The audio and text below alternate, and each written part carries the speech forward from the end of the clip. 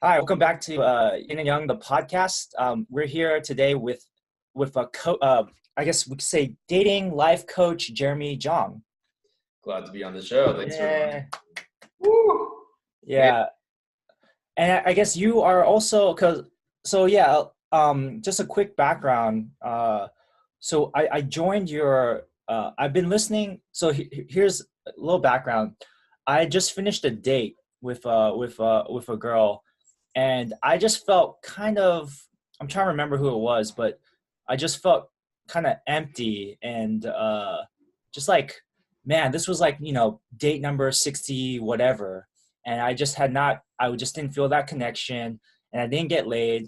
And and I was just like, fuck, I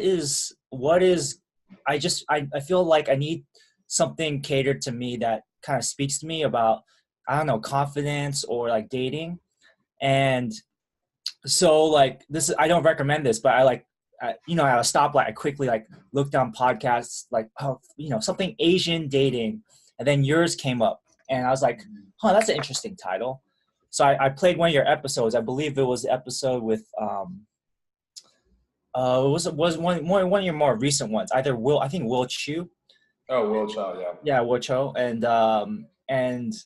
I played it, and I was like, "Oh shit!" Okay, first of all, real talk.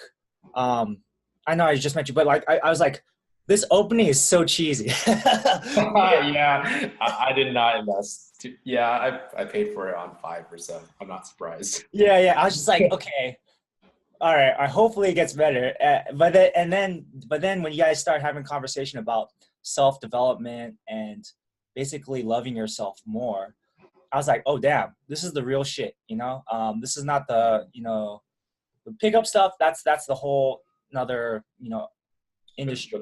Yeah. That's a different realm, but this realm of self development. And so yeah, I guess why I wanted to speak to you was about maybe get to know a little bit more about your story, and also about your mission as well. I've read some of the stuff on your website. I've listened to your work as well, and I'm just curious about who is Jeremy Jong, I guess.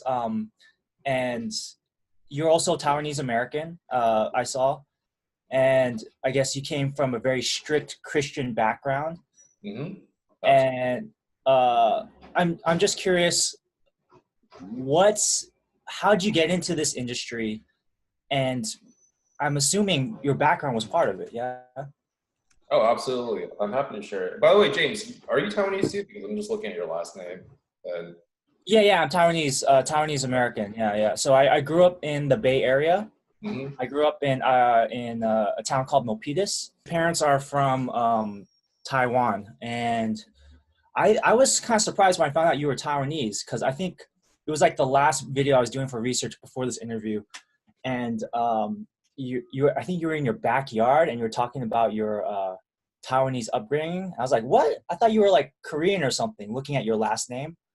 Do you get that a lot? Yeah, I definitely am Taiwanese. I think a lot of people, the reason why they don't view that is, one, I've got to look mixed. I think it's a last name too. That seems Korean. I think Yeah. it's with facial hair. So a lot of people actually are just like, oh, shoot, you're Taiwanese. And when I Yeah. go back to Taiwan, actually, I like to stick out now because when I was a kid, I was paler and, kids, they just look like kids. But now they're just like, yeah, Yeah. you definitely don't look like you're from here. And my brother's more of like a pale Taiwanese guy. So, but yeah, well, let me go ahead and dive into my story.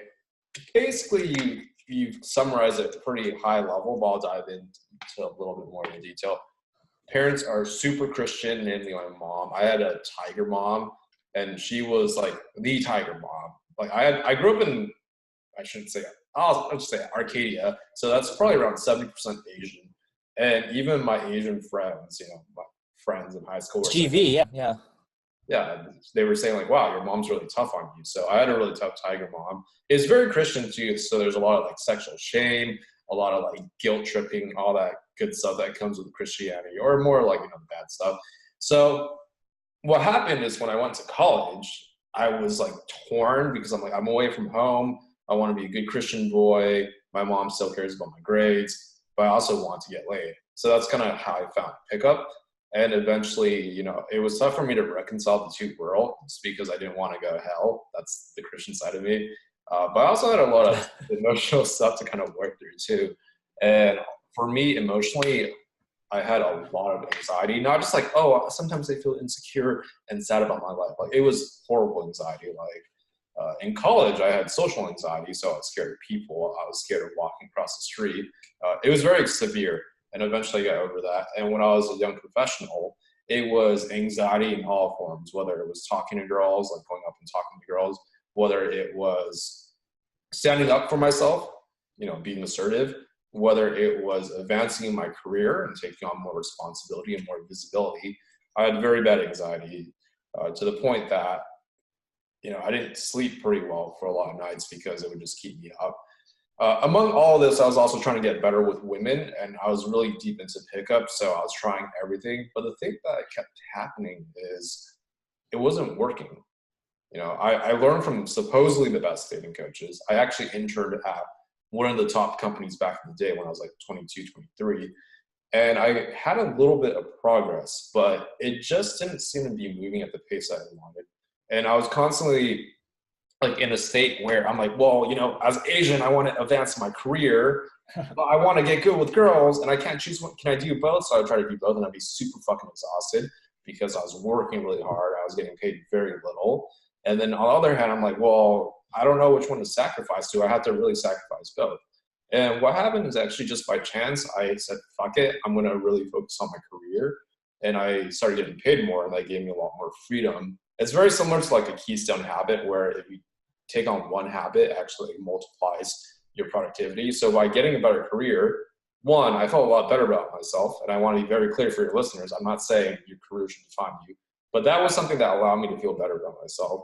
I had a lot more free time. And actually from there, I actually became a better version of myself. It became easier to attract the women that I wanted. And for me, that's why my entire group, whether it's the Asian guy group or the new group that I created for, you know, good guys that want to attract the women of their dreams, that's why I'm so focused on like the inner work, because it's not just all about what you say and do, although that is important.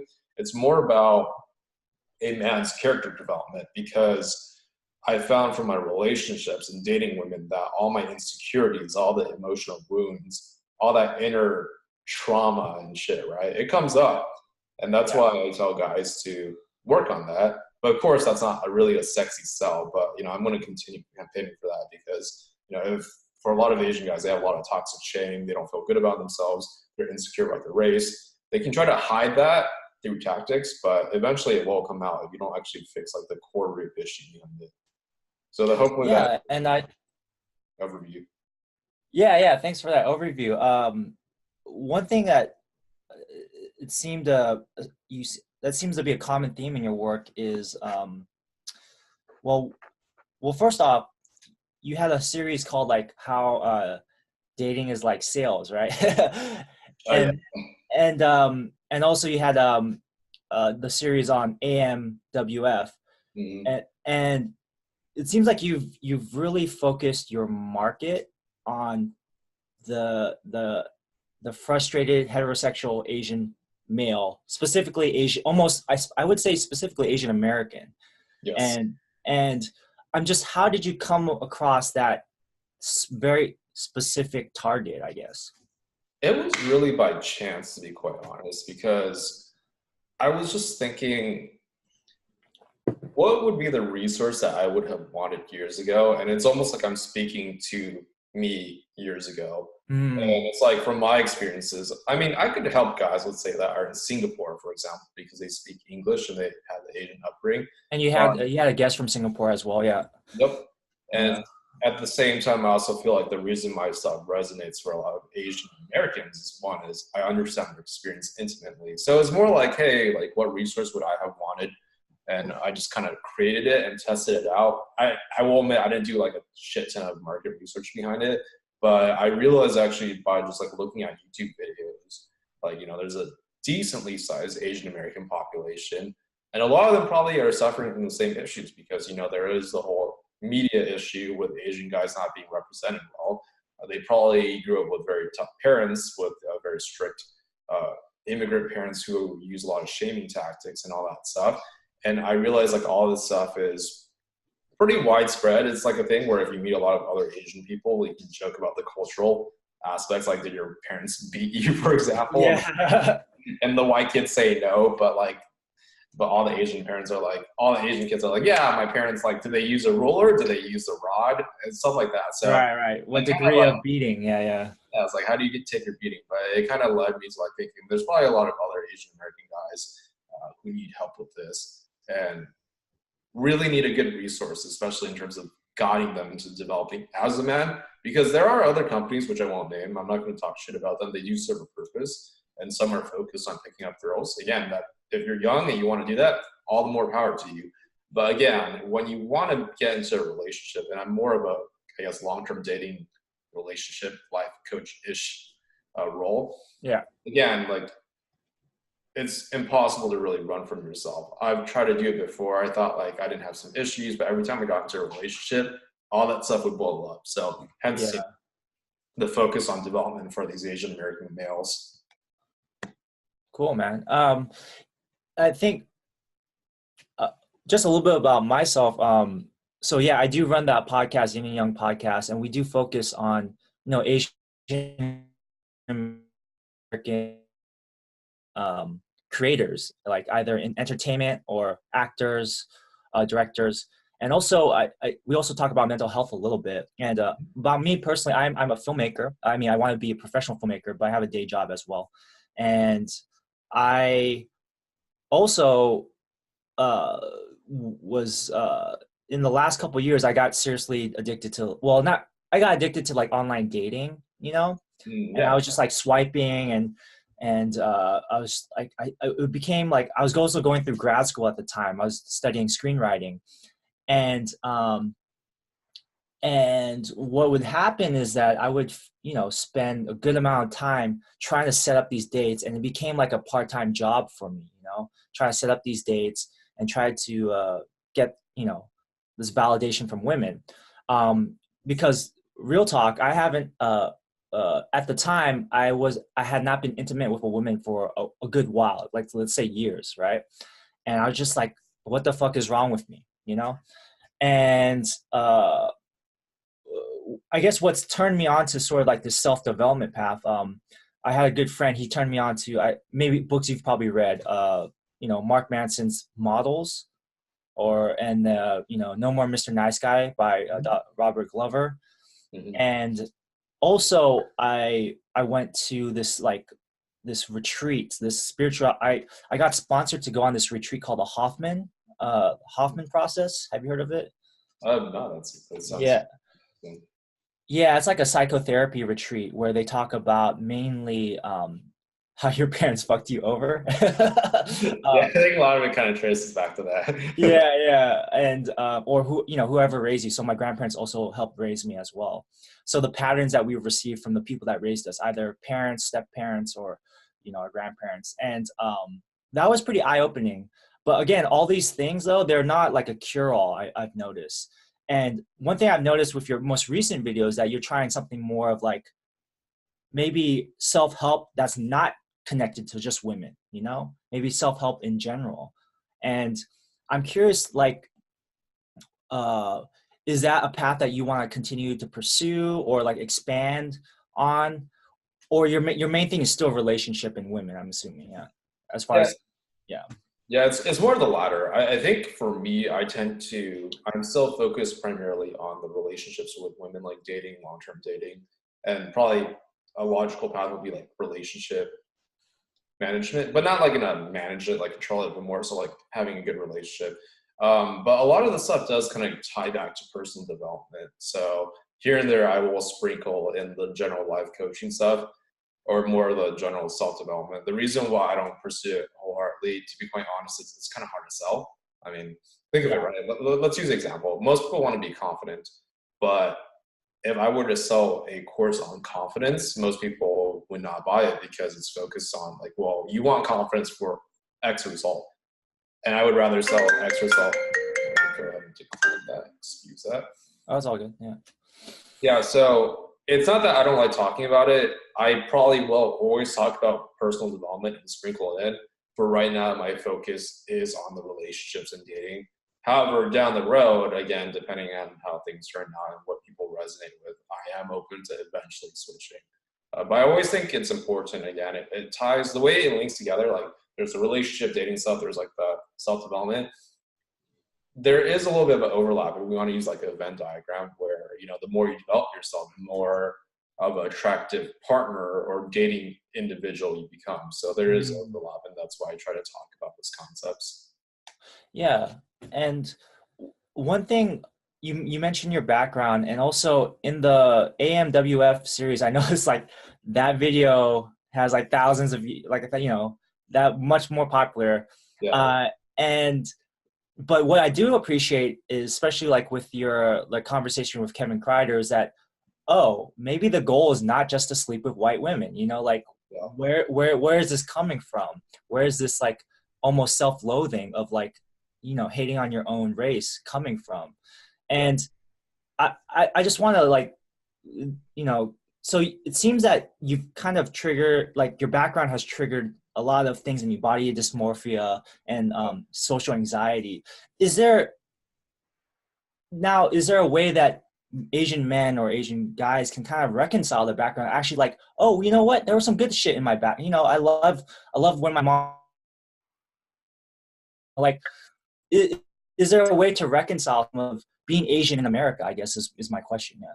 Yeah, absolutely. I think the key is to stop focusing on the negative and to start really going towards your strengths. And by that, I mean the way to really reconcile and build pride in your race is through history and through current representation. I'll dive into each one.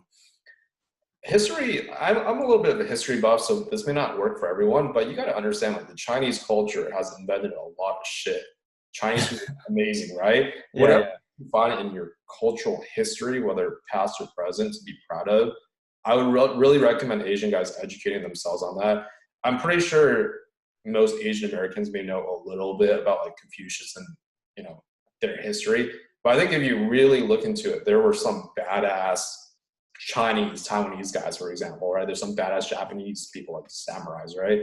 There's some badass Korean people. Like, I know Koreans are very prideful because they've always been they've been attacked by Japan and then China, right? And they've always repelled the invasions. So they're familiar with like the king that formed the Korean language, shit like that, right? I would say Right. really proud of that shit because, the media representation in the US is slowly changing for the better for Asian guys, but we can't rely on that to give us our source of pride. So go back to your history, past or present, to do that. Another thing is actually take pride in who you are. A lot of times when I coach clients, they're always saying like, well, that girl wouldn't like me, or how do I make her laugh, right? And I'm like, well, who the fuck are you? And I mean that in a good way. It's like, who are you? Like, what do you enjoy? What are stories that make you come alive? And just to give a little bit of a coaching secret, oftentimes when I coach them, I'm like, well, like, imagine I'm not judging you because I'm not actually, but imagine the stories that you're proud of, that fascinate you, the hobbies that excite you. The woman's not going to judge, and imagine I'm not judging because I actually am not judging you. What would you want to talk about, right? And all of a sudden they start talking about all the shit that they're proud of, all the things they enjoy, all the things they value, right? And I think really tapping into those strengths and really knowing who you are and what you value, what your strengths are, what your personality is, what hobbies you enjoy, and really building on that is a way to build pride. The second aspect that's kind of tied to what I talked about with Kevin Kreider is to do esteemable acts, as he said. It's one thing to know that stuff. It's all very helpful, by the way, but to actively work on yourself. So if you're like working on your body, if you know who you are, you've done the self-development work and you're advancing in your career or whatever area of your life that you really value, right? It's really dependent on the individual. Again, I want to be clear. I'm not saying you need to make a lot of money to value yourself, but whatever you do value and want to create for yourself in terms of goals and what makes you feel good about yourself, the more you work in those areas and see forward momentum, the more prideful you will, in a good way, you'll become more prideful of who you actually are because, again, you're building off of your strengths and who you are. And I would really recommend that because I think a lot of Asian guys, And, you know, some Asian guys might be like, oh, fuck you, it's just because you don't get as many hot white girls as I do. And I like, for me, I've dated a fair amount of white girls, but a lot of the guys will say, like, oh, well, you know, we gotta fit in and, like, you know, gotta learn how to do game and pick up to get white girls. But part of me, I think that's fucking ridiculous, because I don't like the idea, and this is my opinion, I don't like the idea of changing myself to appeal to a specific type of woman that I think I want to get to prove myself to myself. It's very awkward as well. Some guys can do it, right? They'll do the whole, like, honestly, like a lot of guys that get into like game and pickup, they'll start becoming a promoter. And that's fine, right? If you're young and that aligns with who you are, I'm not saying guys who do that are like loathing people, but there are guys who will do that. And it's like, dude, you're not, I want to be real with you. Like, you don't need a club slut. I hate to put it that way. Like, you need a girl. She could be a hot white girl, but maybe she's at the fucking animal shelter volunteering. And I think a lot of guys, they don't know who they are, so they try to be different things. And I know there's a little bit of a transition period of like trying to find yourself, but I think a lot of guys get stuck in that, and it's like playing a losing game. And I hate that shit. I know for me, I think the realization for me was that, why do I, first of all, okay, getting laid is great, sex is fun, but what's behind that? Why am I pursuing it so, I guess the key thing is, why am I pursuing it so desperately, you know? Yeah. And I came to realization, you know, through some self-thought, and I do some meditation as well. It's like, I want connection.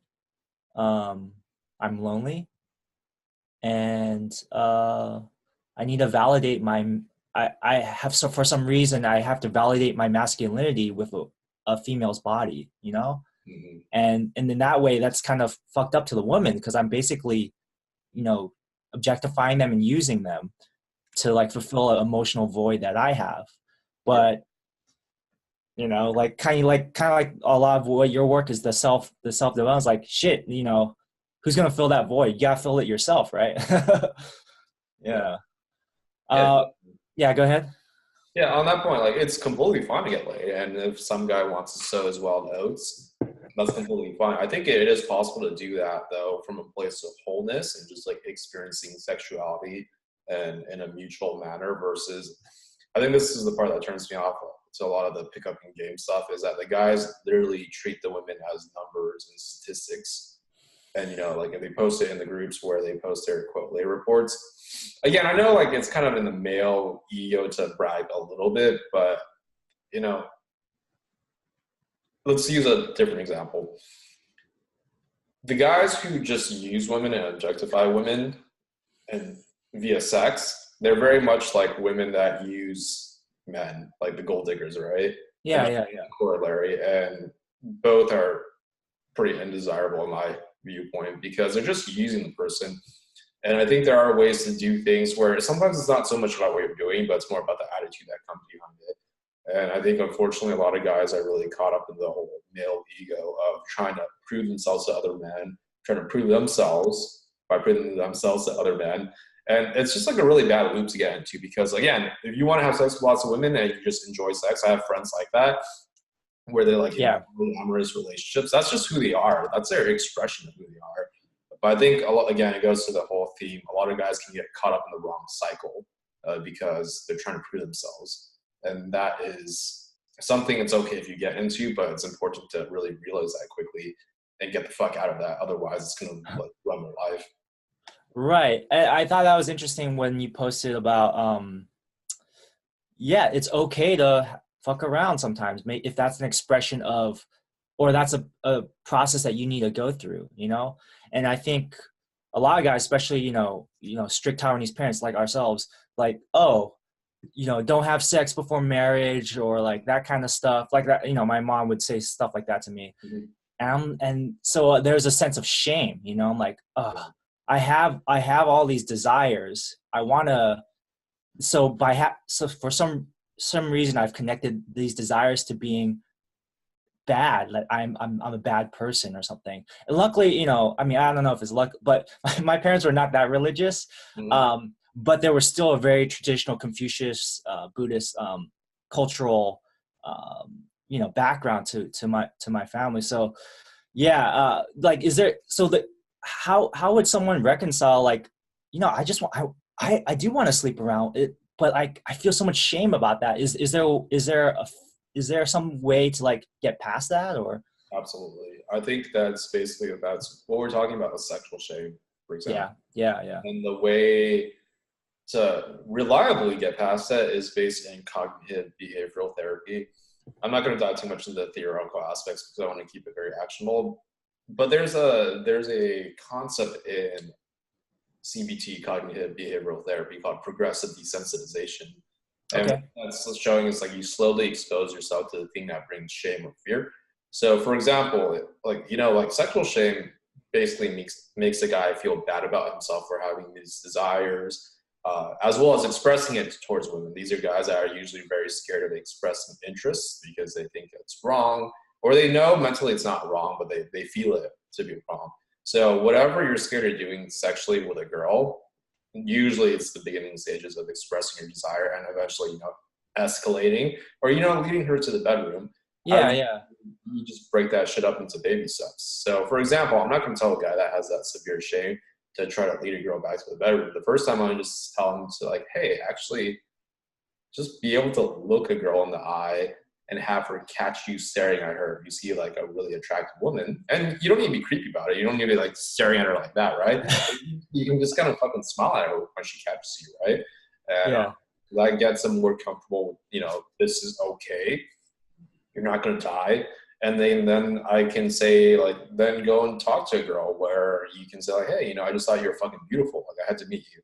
And it's stuff like that where you slowly baby step them into the habits and activities where they can experience that expressing their desire is completely natural. So I think that's a way to get over it, because there is value in like journaling the sources of sexual shame. I would recommend a guy to do that. But the mental cognition or the intellectual understanding oftentimes is not enough. The guy actually has to take action in a way where it progressively desensitizes him to the shame triggers, so to speak. And Right. over time, it just becomes normalized. It's very much like lifting weights, right? Like you start Okay. very low, and then you start building up, and eventually, next thing you know, you're like benching 2 plates or whatever it may be. But there's no way to start all the way at the very end. I mean, some guys can, but generally speaking, these baby steps work really well. Okay. So breaking up into actionable small steps, I guess. Okay. Yep. I do want to circle back a little bit about your background. Do you speak Mandarin at home, or? I'm supposed to. I don't. Like here and there I do. I speak a little bit Mandarin. It really depends on how often I use it. Usually when I go back to Taiwan. You go back often, or? I used to actually. Yeah. In the past, it used to be like every year, even twice a year, and sometimes we would skip a year, but then go back twice the next year after that. So Yeah. it was pretty often. It was a very regular occurrence. Because you live in you grew up in kind of Taiwan town in South LA. I mean, Arcadia, Monterey Park area is. Mm-hmm. So I find it very interesting that you had some shame in your background, but you grew up in a predominantly Asian area. Mm-hmm. I mean, like, did that shame come out in college for you, or like, did it exhibit itself? Okay, I guess maybe because your friends told you, wow, your mom's really strict with you. Maybe that socially, people are saying these things about your background. I'm just curious, like, how did that shame like manifest itself, like the strongest, I guess, for you? Yeah. Oh, damn. It showed itself very strongly in different stages of my life. So Okay. Yeah. Yeah. I'll just break it down chronologically so it's easier to understand. Yeah. Sure. Yeah. That'd be great. Yeah. Yeah, in college, it was sexual shame, like, losing my virginity. I thought I was going to go to hell. And then another aspect of it was the social anxiety, where I was scared of going out of my apartment. That thing actually, like, for 2 years, I basically was a shut-in. Like, I would go to class and I would just go back. Like, yeah, I would go. And so I do want to say with the corollary, I did go to football games. It wasn't like I completely just stayed in my apartment, but Yeah. Yeah. but more or less, it was like school, class, maybe a football game with roommates, right? And I was really scared of making friends. So social anxiety was one. Sexual shame in college of actually, hooking up with girls. Was That's college in a different part of, well, you don't have to tell me exactly which college, but like, was it more white people, like less Asian people? Well, I'll tell you, it was USC. There was still a good amount of Asians there, but it's predominantly white. Yeah. Um, but yeah, I was just a really shy kid, still very socially anxious. So And that you're 29 now? I'm 29 now, Okay, cool. almost 30. Um, That's cool. I'm 34. It's all good though. hey, it's Asian genes. You look young. We're good. Yeah, thank you. Yeah. After college, I think the shame primarily showed up in. It definitely showed up primarily with women, actually. For example, when I was dating girls, I had what they call nice guy syndrome, and this really came to a fever pitch when um, I got into a relationship with a girl, and she completely walked over me, right? Because I had nice guy syndrome to the max. So that was nice guy syndrome is a shame-based syndrome, so to speak. Later on, it would show up more in subtle ways, kind of like relationship insecurity, where I was scared like my girlfriend would cheat on me. But eventually I worked through all of that. But it kind of like, as you can tell, like it used to be like severe, like Jeremy's scared of people. Then it's like Jeremy's scared of his girlfriend. Then it's going to like Jeremy's scared that his girlfriend might leave him. So it progressively went down in layers. But it primarily showed up when it was very severe. It was with everyone, but eventually just showed up primarily with women. And sometimes with friends, you kind of like the whole like self-comparison game in a sense. But I'm glad to say that I really just kind of beaten most of that. It's not to say that I ever become insecure or I never compare myself, but by and large, like that stuff rarely crosses my mind. Mm. And I noticed you've changed like your branding from like Asian guy transformation to fearless Asian male. But I guess from your just listening to your experience, it's not necessarily fearlessness in the pure sense, but more that you're facing your fear. Even though you have that fear, Yeah. you face it, using CBT, cognitive behavioral therapy, like facing it and progressively lessening it. But I don't think it ever fully, I mean, if it goes away 100%, maybe you're a psychopath, but like it's always it's always a little bit there and just facing it, right? Yeah. Am I correct in that assessment? Or? Yeah, it's really about, I guess if I wanted to rename my brand for the Asian guys, like courageous Asian guy or courageous, it's more of that, right? It's the willingness to be uncomfortable, to do the inner work, to face your inner demons, and the willingness to embrace it and do the work and face it. A lot of people, this is time to psychological defense mechanisms, the way they bullshit themselves, and I've done videos on this, is sometimes they're hyper rational. You might have seen this in my group where they talk Asian guys are so fucked. And there is truth to that, right? But they use like, well, the studies show that's why I can't be successful. It's like, well, how many fucking girls did you talk to last week, right? How many girls did you express your interest in? It's usually none, right? Because they're so scared. But they use the rationality to bullshit themselves. Another way is like avoidance. A lot of guys are like, nah, that's not my issue. Nah, I don't need, that's dumb, right? And the way they kind of get around the fact that they might need a little bit more inner work than they believe they do is by just avoiding it, right? It's kind of like the ostrich syndrome where you bury your head in the fucking sand. That doesn't work, by the way. It actually makes everything come back a lot worse because it's like if your car is running on fumes, you fix that fucking car. You don't keep running it and hope that the problem's going to go away. And yeah, it really ties to the fearless part. I did come up with it like on a whim to even poll people, so it wasn't like something that I thought about too much, but it really, that fearless attitude does encapsulate the willingness to be uncomfortable, the willingness to face your fears, the willingness to really be courageous and, be really objective about something that you might really suck at or a habitual pattern that's been holding you back. And you brought up an interesting point about intellectualizing.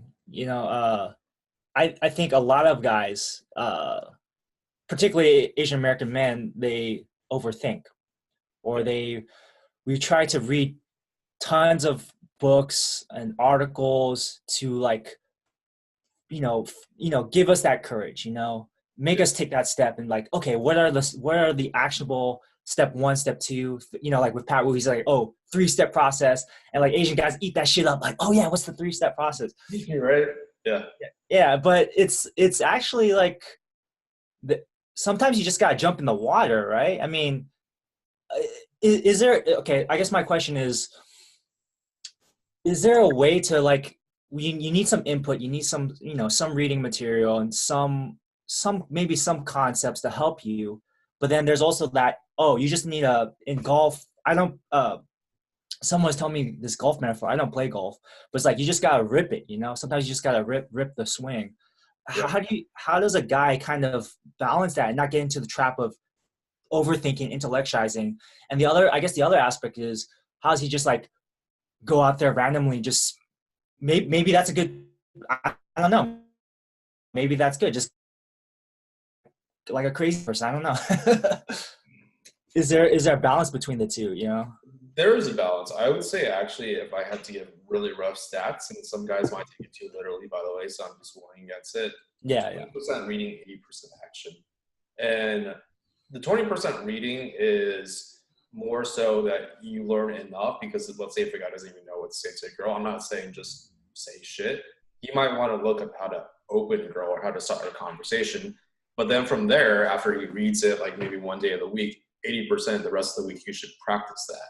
oh, That's one way to really balance it. Another way to really balance it too, a lot of guys might be like, well, what do I work on? I don't even know what my problem is. Get into the fucking Facebook group. And I'm not saying that to subtly pitch mine, although of course if you want to join, that's great. But to actually ask the guys, like, where do I start? Because, and this is tying back to the intellectualization I noticed with some guys in my group. I'm like, you don't even know what your problems are, so you're creating these problems based on what you're reading, because it makes sense logically that, you know, Asian feminists think that we hate Asian women that date white guys or whatever the fuck it may be, right? yeah. That's not your issue. The issue for you is like, you are fucking terrified of people, right? Whatever it may be. So, you know, outside perspective, number one, to really know where to start and what your issues are, because otherwise than that, you just do the best guess, right? And you don't have the guy doesn't have the experience to really know what their issue is. The second thing is err on the side of action, read a little bit, roughly 20% reading, 80% action, right?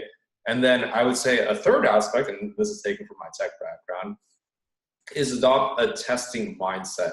I think guys, what happens if things don't work the first time, they get very discouraged and they give up. So there's a little bit of an emotional aspect behind it.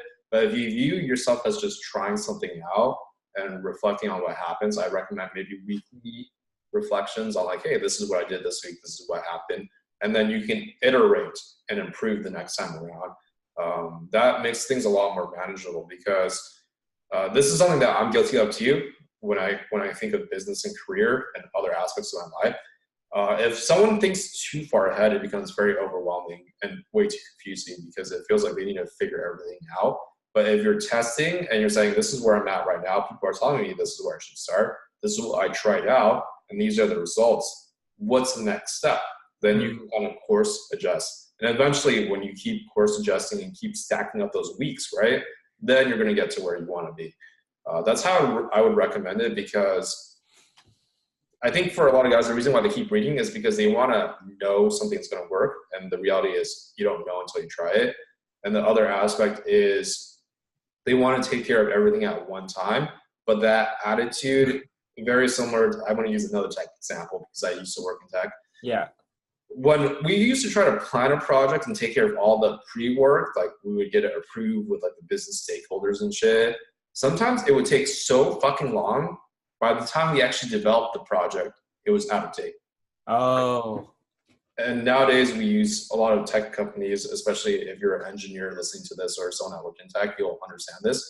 We use something called Agile, where we break things off into 2-week sprints, where we work on an aspect of the entire project, the 2-week sprints, and we test it out and see how people respond to it. So the whole point is we shorten the feedback loops so that we can quickly test out and we can nimbly adjust to what's going on. And I think a lot of guys will benefit from that, because they tend to use a mindset, the first mindset called waterfall in tech, where you want to plan everything out and know that's going to work. And then it normally doesn't work that way. It's very much like you take sprints and you're constantly like a plane, right? You're constantly course adjusting.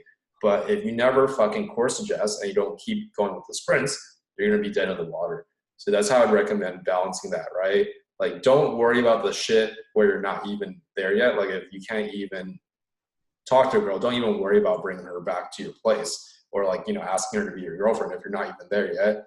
And you can do that again with the help of people, focus on the next step, test it out, see what happens, and then adjust. That's the way to kind of do it without being dumb, because like, if you take action and you don't reflect, then you're just going to repeat the same mistakes. But at the same time, if you think too much, right, you're never going to take action. So what I kind of outlined, hopefully will help a lot of guys be able to reflect and also take action and get to their goals faster. No, that's helpful for me. I mean, just to make a corollary would be like, some people, I've studied writing and some making, and some people, like, they're stuck in, the outlining of the story. Like they like, oh, I need to get the beat sheet of the story perfect before I start actually writing. And sometimes they just get stuck in that, planning out phase of the story. They never get to the actual writing.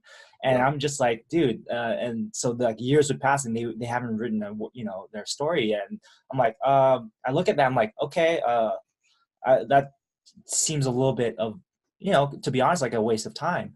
And I guess that when you bring up testing, okay, a lot of guys fear rejection and failure, right? Because if I get rejected by a woman, that means I'm not worthy enough and I'm shit, And but I think if you adopt a testing mindset, you realize, oh, I'm testing something new. It's not working this way. Oh, she thinks I'm weird. Maybe there's some, maybe I should come at it from a different way. I guess, am I correct in that assessment? Yeah. Yeah, absolutely. I think a lot of guys, I'm not good enough, that shame, not just for Asian guys, but guys in general. That's why they're so scared of rejection. That's why they're so scared of expressing the desire. And the thing is, if you test enough, you'll realize that sometimes it's not about you, it's actually about the other person. And then that, for me, after I realized I would say the same shit to different girls and different girls would respond differently, I got there via testing, and I realized actually sometimes it's not about me. Again, it's about the other person, so I don't take it as personally. Another aspect is, the testing will also help you tweak as necessary. I think fundamentally, actually, to that question about like, am I not worthy enough? It's no, you're not unworthy. It's more just you haven't figured out the best way to communicate with women. And the other aspect is, no, you're not unworthy enough. It's more so that you take every rejection way too personally and think it's always about you. And I'm not saying it to be like, oh, you narcissistic fucker, right? It's more just like, I think guys, they can put too much pressure on, especially Asian guys, we can put too much pressure on ourselves, like it's all on you. And to echo my friend, Pat Wu, he said this, and I really do believe this, and this concept might help a lot of guys. Attraction is not all on you. I honestly, and this might make a lot of guys in the pickup game be like, oh, you don't know what the fuck you're talking about. Game works, right? They're always going to say game works. There is an element of social persuasion, but I think, and yes, if you have a lot of money, maybe a girl might not be physically attracted to you, but she might suck your dick or like fuck you because you have money and that means something to her. And that's more based on that type of girl.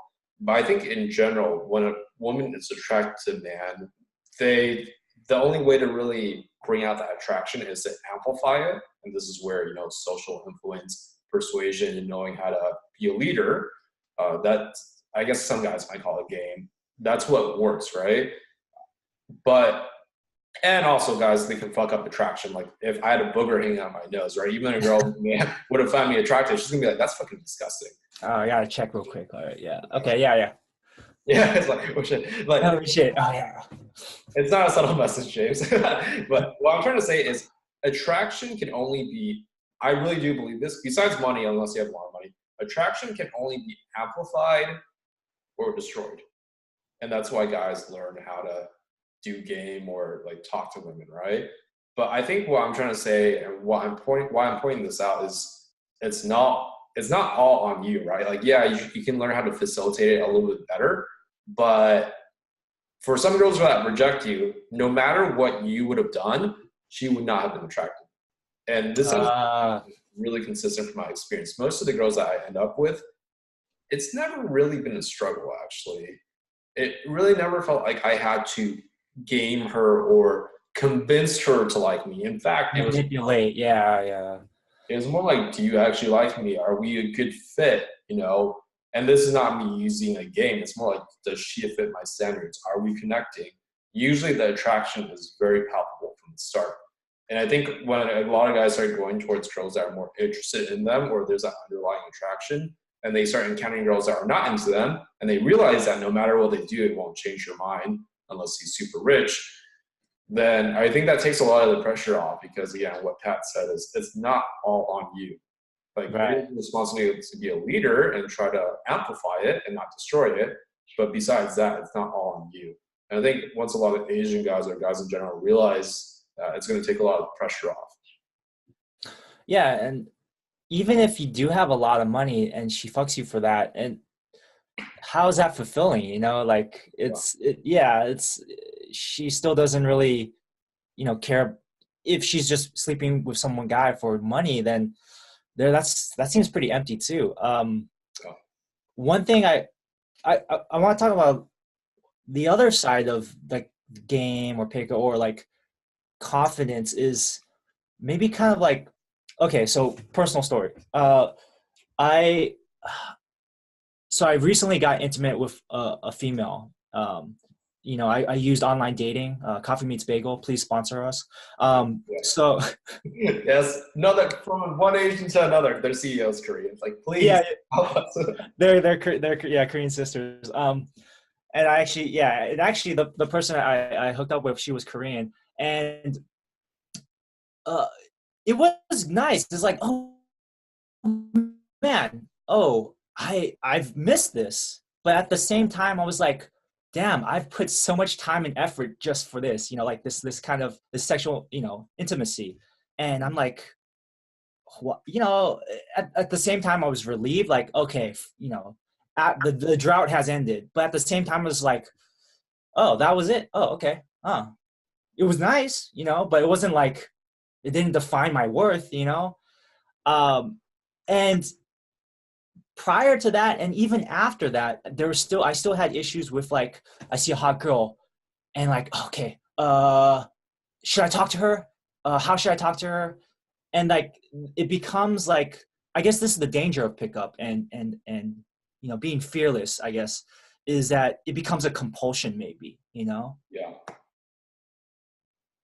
And I don't know if you've experienced that, or if you've helped guys with that kind of compulsion. Like, they can't, like, they walk down the street and it's like they cannot concentrate. If they see a hot girl, they have to, either they agonize over talking to her and don't talk to her, or they have to talk to every single hot girl that they see, and that kind of like, both of those extremes just seems a little bit harmful, right?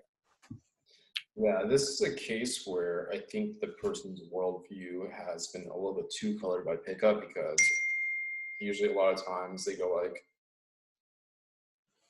yeah, like, how many opportunities do you miss? Are you going to be the man? Blah, blah, blah, blah, right? And I'm not saying you can't do that. Like, if you really want to talk to those girls, go ahead.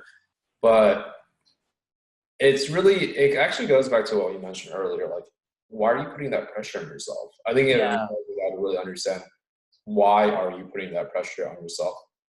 And like, why do you feel like you need to do that?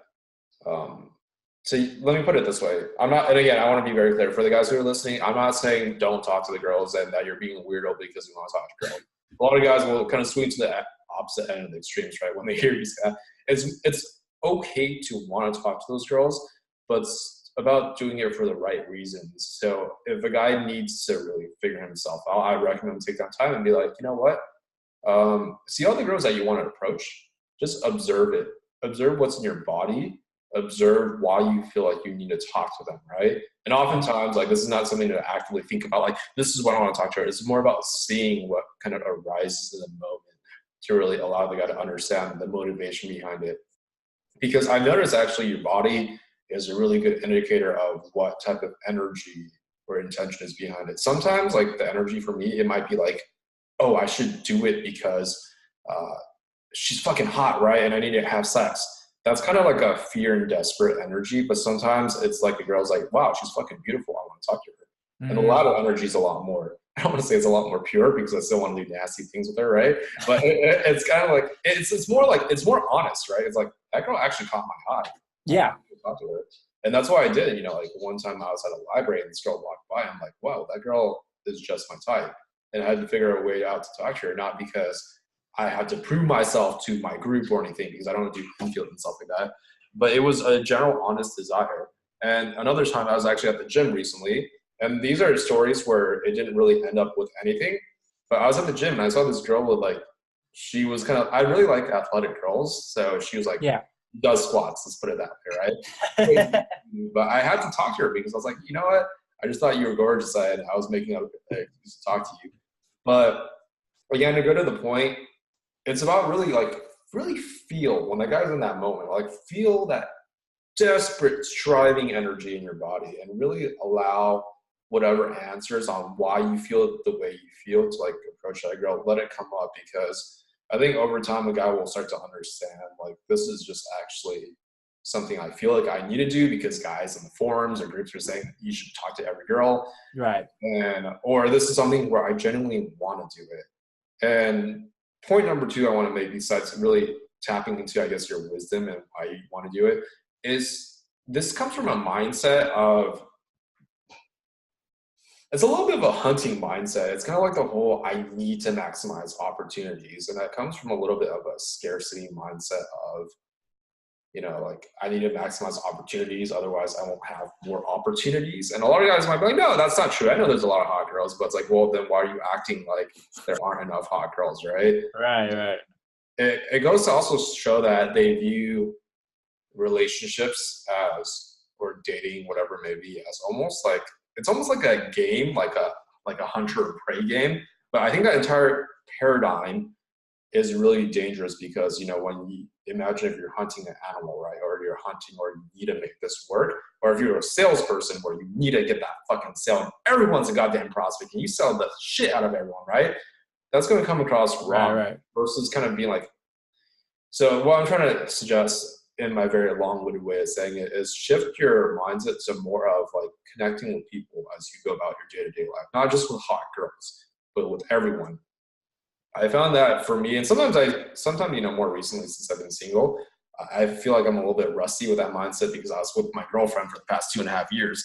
But I have found the more I normalize conversations with people in general, it becomes a lot more normalized because I'm not constantly trying to see what I can get out of the people around me. I would really recommend that for guys because I fucking hate the feeling of, I personally really hate that feeling of trying to make things work.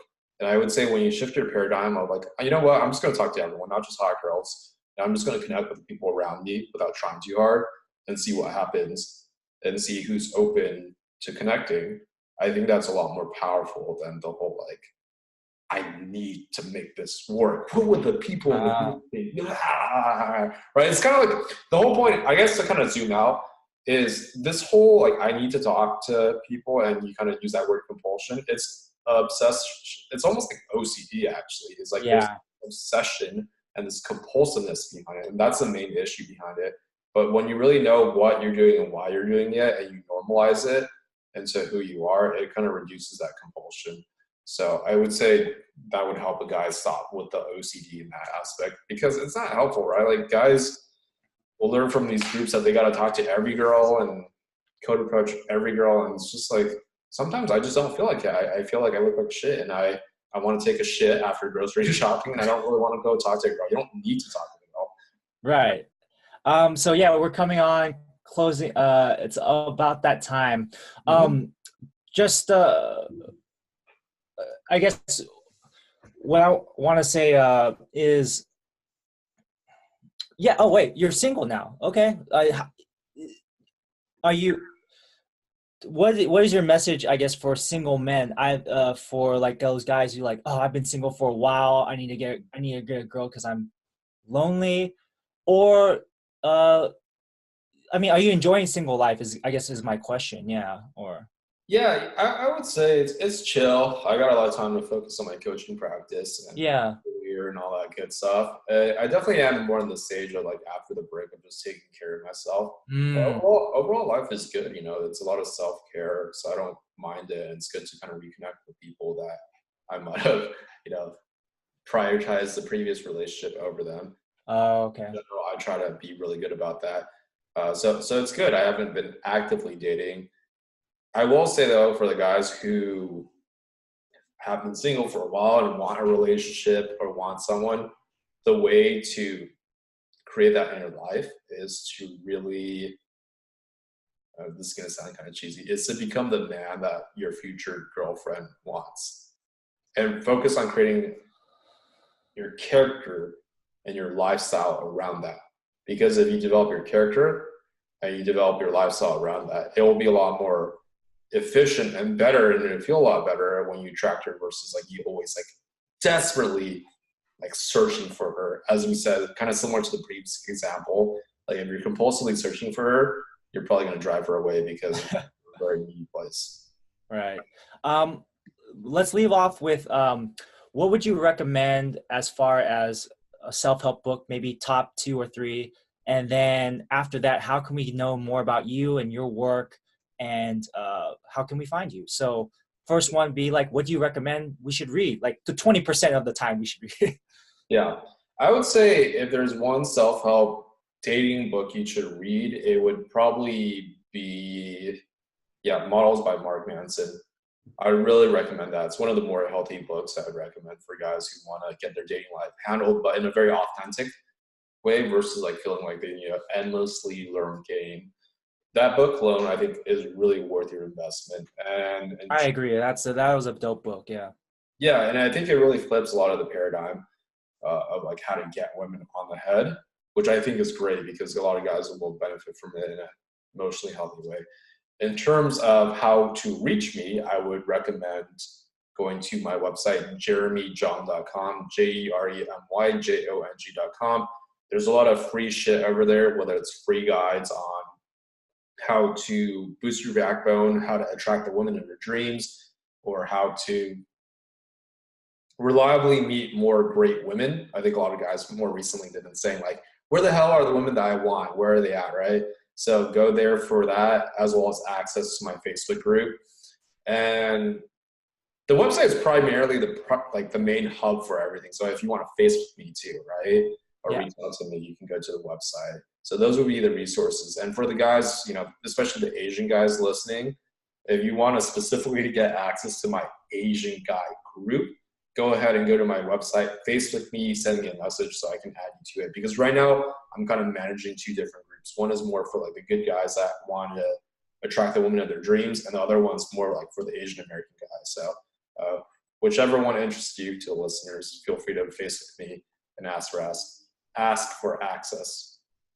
Definitely, yeah, and I'll have that in the show links below. And Jeremy, thank you so much for your time. I really appreciate it. Thanks for talking with us. Yeah. Not a problem, man. It was a pleasure, connecting with you and talking with you as well. Definitely looking forward to listening to this episode, man. It was great talking with dating coach Jeremy Jong. Also wanted to add that for language corner today, here's two phrases. One that Jeremy shared with me, and one that I'll share. So I'll start with Jeremy's phrase. He is studying a little bit of Spanish, and he mentioned the phrase "te ves bien." "Te ves bien" means you look good. It's a good, compliment for the ladies. "Te ves bien." And the phrase I know, it's from Mandarin, from Chinese. It's "pao niao," and it's a little bit on the kind of on the slang end, but basically means to pick up women. "Pao niao." Uh, it's not the cleanest phrase. It's a little bit kind of like pick up chicks is probably the closest English equivalent. So, be careful in what company you use this phrase. So, anyways, so te ves bien for Spanish for you look good, and pao niao for picking up chicks. All right, that's your language corner for today, and I hope you enjoyed this episode. Thanks.